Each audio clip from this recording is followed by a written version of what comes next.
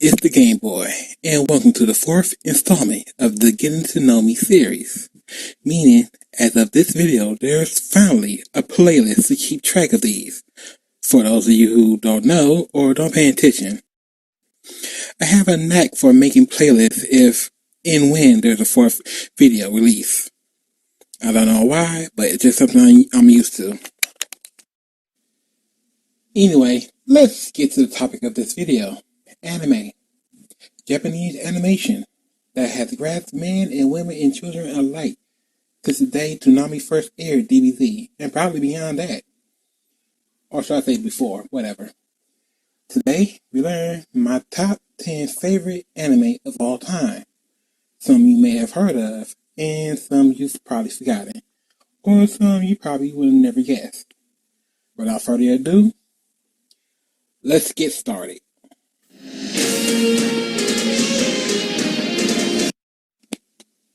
Number 10, Shaman King. Now this used to sit higher on the list, but as we know, as anime fans, new and better things come along, and our lineups changed accordingly. Originally airing on the Fox Saturday morning lineup for 4Kids TV, who also did the dubbing and any censoring they deemed needed. Shaman King was about shaman, a person who communicates with spirits and uses their help to compete in a worldwide tournament to determine the Shaman King, who could summon the Great Spirit and gain the ability to reshape the world any way they saw fit. Now, what's interesting about this is it was one of the first anime that I saw that talked about ghosts and spirits around the same time I was starting to believe ghosts are real. So, with characters like Yo, Anna, and Ran, and Morgan, how could I not fall in love with this show? Sadly, it was one of those animes that was released before the ending of the manga was made, so we got an anime ending instead of filler arcs.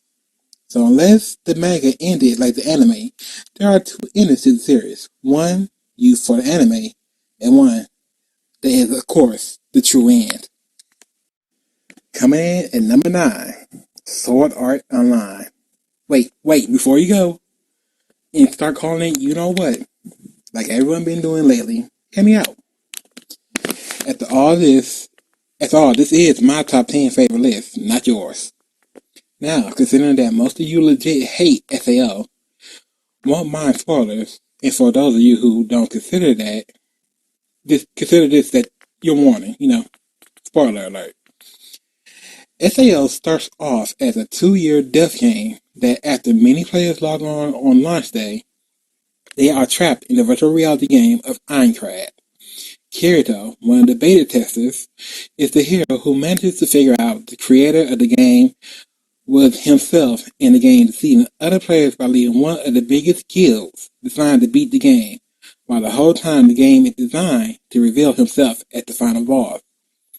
But even after beating the game and saving over half of surviving players, another company who was designated to keep the servers running not only used the same coding to make their own VR game Alfheim Online, but used a few of the survivors they trapped in comas as test subjects for, you might well call it brainwashing, including Asuna, who had the worst as she was made aware of her circumstances and was going to meet the fate of many hentai women who get mind broken. Luckily, Kirito hears rumor of a character bearing resemblance to Asuna in Alfheim and decides to once again don the VR helmet that put him in Aincrad and play Alfheim Online. Not wanting any of his friends he met in Aincrad, he decided to go solo and face many challenges ahead. And eventually he teams up with Lisa, who turns out to be his sister, who actually is his cousin. Her mother just raised them to be brother and sister after his parents died.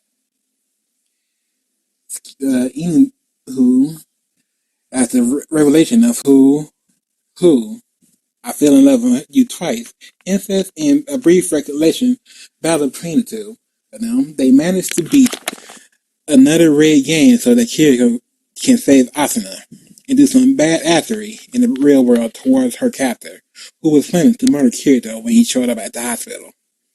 Season 2 covered some loose ends from Aincrad as a gamer in the Gun Gale Online, I'm pretty sure that's what it's called, was claiming that whoever he shot dies in the real world.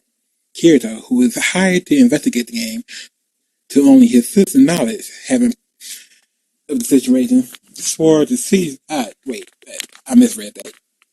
Kirito is hired to investigate the game, and only his sister having partial knowledge of the situation and swore to secrecy, only for Asuna to find out and watch from the sideline as Kirito and his new friend Sinon, a girl using the game to get over her PTSD of guns after she, as a child, killed a bank robber. Together, they compete in the tournament to find the man claiming to have this power to kill RL. It ends with them finding him, having him arrested, only to find out he had an accomplice who almost,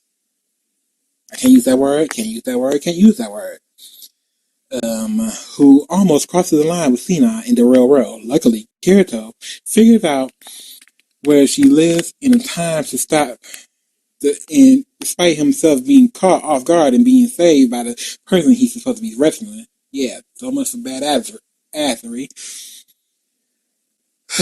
When do you get soft, Kirito? When you get soft.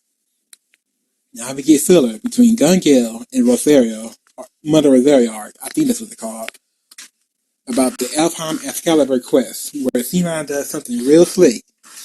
I wish not to spoil for Mother Rosario.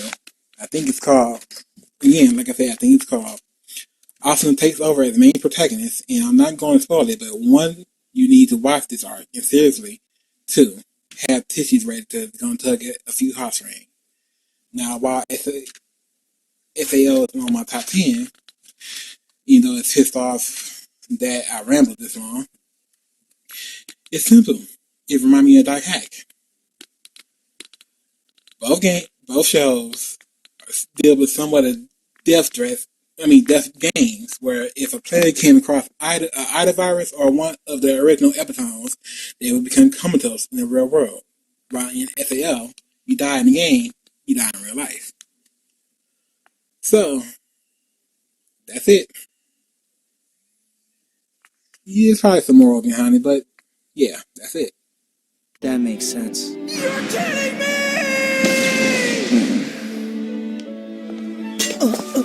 Come on, let's go.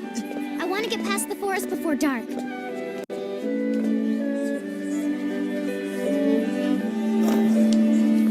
This way, Slowpoke. Leafa. Hello, Sigurd. What's this I hear about you leaving the party? Is that true? Well, yeah, it is. Do you have any idea how much that's going to upset the other members? You said it wouldn't be a problem if I joined only when I had the time. You also said I could quit whenever I wanted to. Yes, I know what I said, but you've been with us for a while now. Everyone knows you. At number 8, we got Canine, an action-adventure drama. And the plot is hard to explain and can possibly get this video removed altogether, so let's skip talking about it and focus on why I like it. Well, other than the fact it's my favorite genre, it's a pretty good 13-episode show. Canine, the main character, is easily likable, and she's not necessarily your typical anime waifu. I mean, of course she's cute, but she's not busty like most of the other female protagonists in other anime. Remember, I said most, as in meaning there are some that, like Canine, aren't busty. Like me, she's the quiet observer type, so it was easy to mesh with her vibe throughout the series as she chased the bad guys, put them down, and tried to be a normal teenager with the one friend she trusts the most. Almost like Kim Possible, minus the need to teen it up with some fashion store.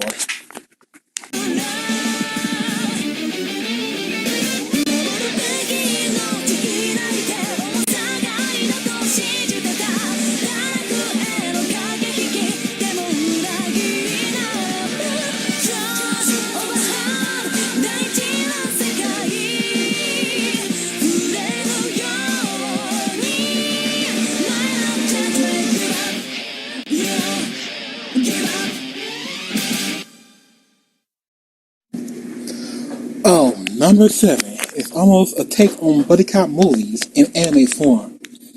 It's You're Under Arrest. It focuses on the powerhouse tomboy Natsumi Sugimoto and her partner, the polite technical genius Miyuki Yeah, this is useful from a video. Kobayakawa. Yeah, I probably murdered that. As they solve crimes, figure out mysteries, and of course, arrest the culprits. This was one of the main reasons I did my best to keep the anime network paid for so I could keep watching this season by season, as they was just dropping episodes left and right on my on-demand list. It was funny at sometimes and serious to make a point at others, but it worked so well with these two and the supporting cast, it made you believe in the police before, things got out the hand in real life. But it's not about that. Look, if there's any anime on this list I suggest you really watch, it's this one. Believe me, you're not going to be disappointed.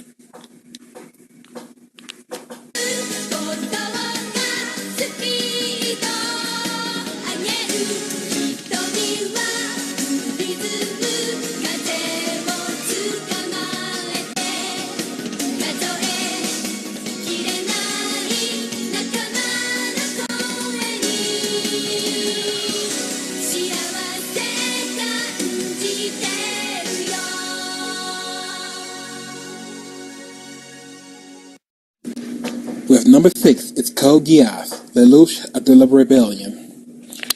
Mech's rebellion and somewhat a slice of life all rolled up in one anime as we watch the unfolding of Lelouch's master plan to dethrone his father and to subsequently his family so that his little sister, Natalie, can live in a free life of happiness, not one where there's conquering and segregation in the world.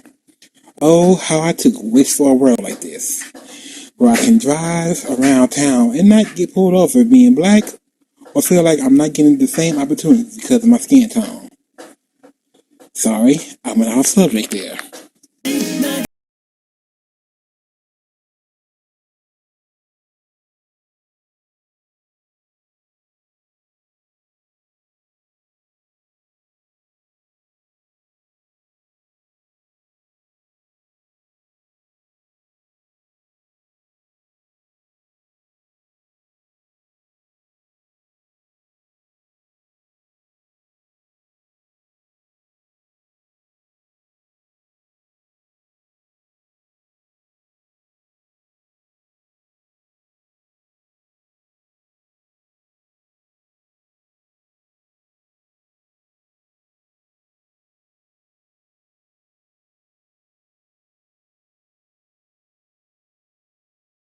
Well, a harem anime was bound to make its way into my list.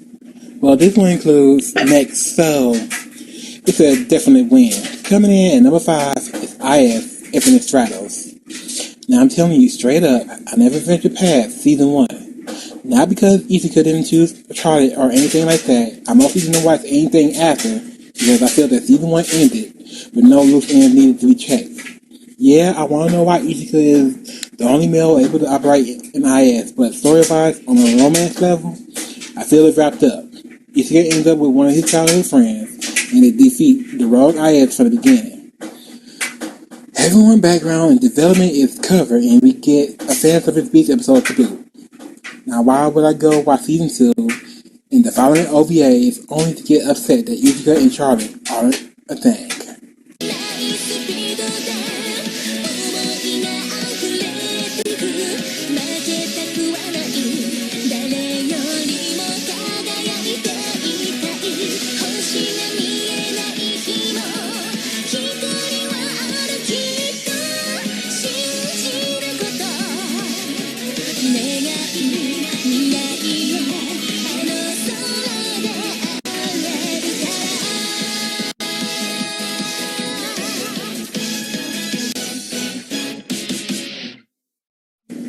With a blast of Jessica's Tensho, Bleach rocked number 4 with authority.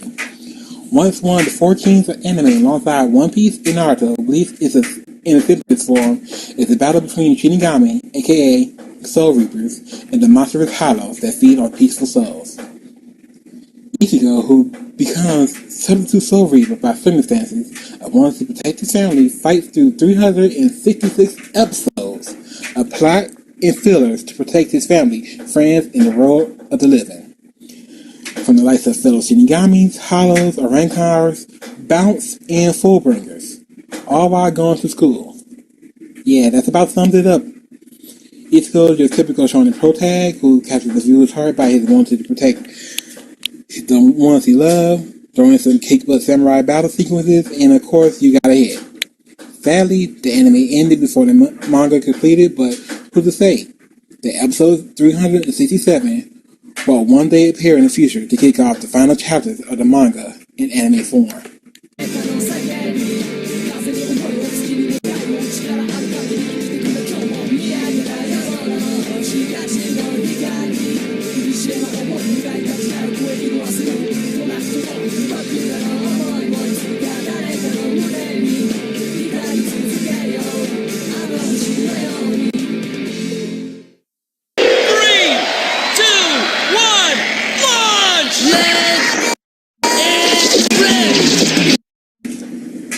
Beyblade spins in at number 3.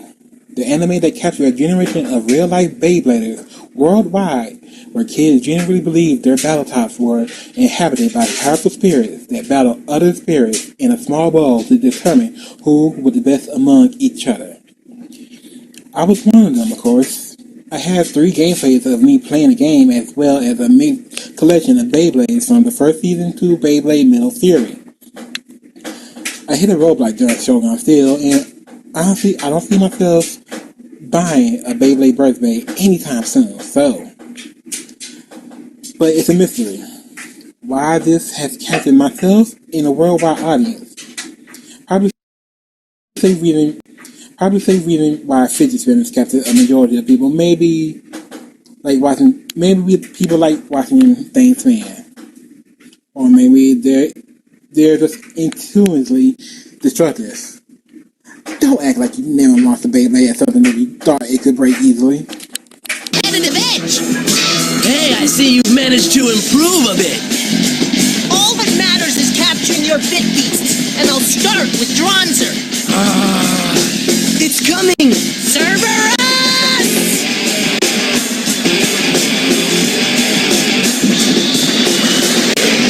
Who let the dogs out? Cerberus looks testy. I hope he's on a short leash. Whoa! Cerberus has increased in power since his last Bey battle. How could he? Oh! He's huge! Now, my son, show the world your strength. Bronzer! Now we're gonna see some fireworks! Oh, Cerberus! Bronzer! Surprise! The Gundam series comes in at number 2.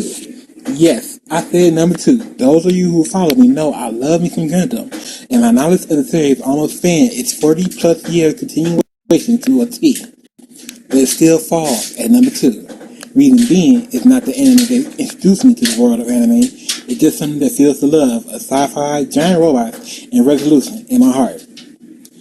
I can rewatch any season to the day of Gundam and be glued like it was the first time seeing Amuro, Camille, Judo, Zoran, Kira, Shin, Athrun, Sisuna, or Benadryl in action. Yeah, I know this manga is like Crossbone I have to need to watch. No, Crossbone is a manga. I just said that. I need to read, not watch. In season like Victory or Age, I need to watch. Yeah. But that's the fun in it. No matter how much I watch or read, there's always something Gundam waiting for me to watch or read.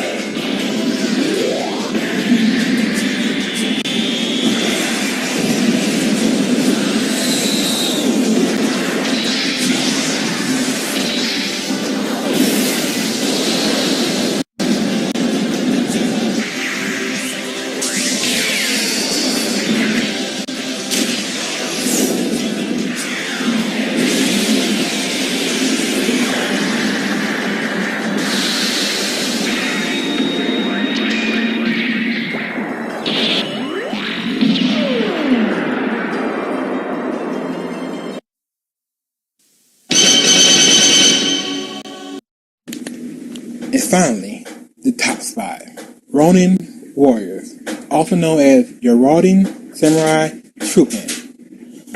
When we talk about anime that got you into the culture that anime specific, most 90 kids will scream Sailor Moon or Dragon Ball Z as their gateway drug. But nope, not me. The 5 color-coded Ronin Warriors are the ones that did it for me. Originally airing in the States in 1995 to limited success, it didn't return until Toonami announced it was coming back to its block in 1999. I was 4 when it debuted on the summer of 95. It was relatively a good year for me at that time. I watched them, my dad spoiled me and bought me the toys that came out. It had Kenzo Hard Rock, Ryu, in both his Wildfire and Inferno armor. So, when they returned, I had proof to my elementary school friends that not only did they air before Toonami brought them to the mainstream, but they had a toy line as well. I know I forgot to mention the plot, but understand this is legit my childhood, legit a happier time for me, because 4 months after the final episode aired in 95, my dad decided it was best to leave me and my mom.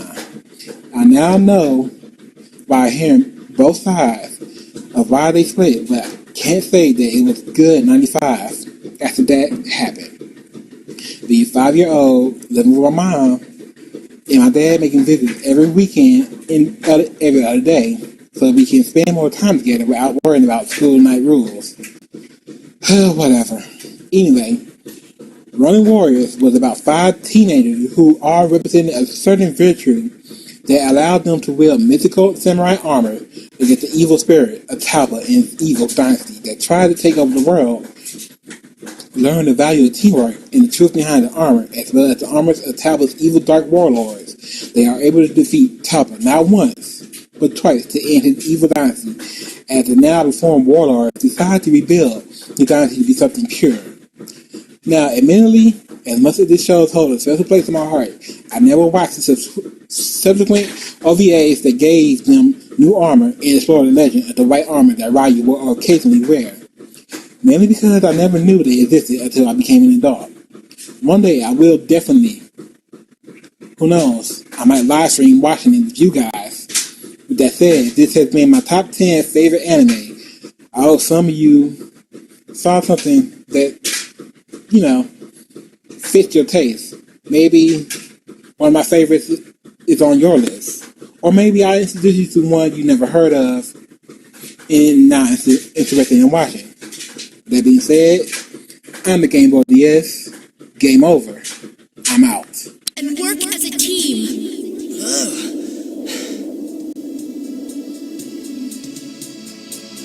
This was a private matter, but since you've expressed an interest, join us!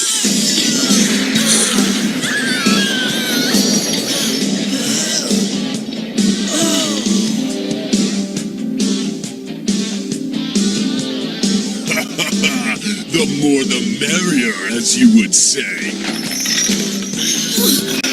Somebody help us! Pick on somebody your own size!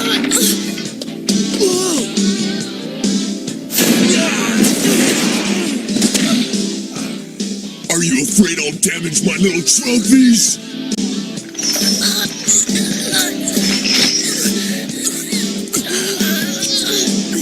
I'm choking! Stop it! Okay, if you want to fight, then we will fight you. And you can bet we'll defeat you.